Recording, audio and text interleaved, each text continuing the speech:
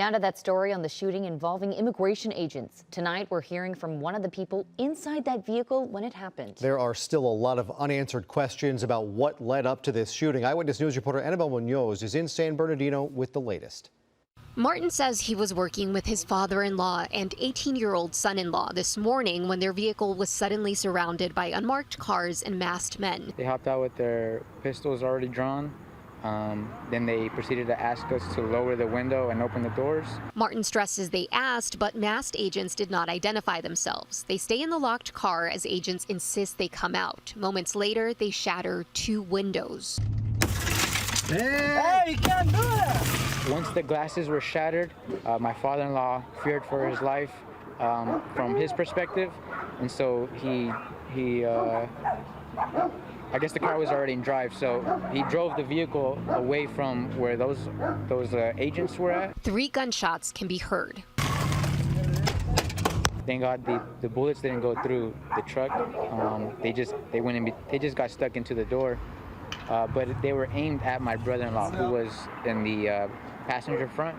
The family sought the help of San Bernardino police, who arrived at their home. We made a report with them. They told us FBI wasn't going to contact with us. They say instead it turned into an hours-long standoff with several federal agencies showing up at their home.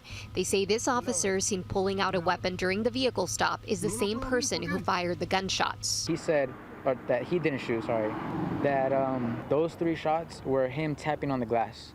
But we have bullet holes in the side of the vehicle now. The Department of Homeland Security released a statement saying in part that during a vehicle stop, a subject refused to exit his vehicle and tried to run CBP officers down, saying he struck 2 officers with his vehicle, and that one officer had to discharge his firearm in self-defense. The video we reviewed does not show the driver trying to run the officers down.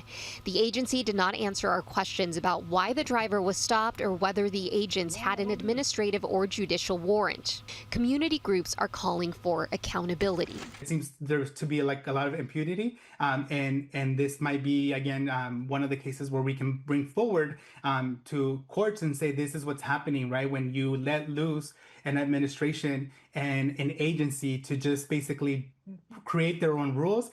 Annabelle Munoz, ABC 7 Eyewitness News.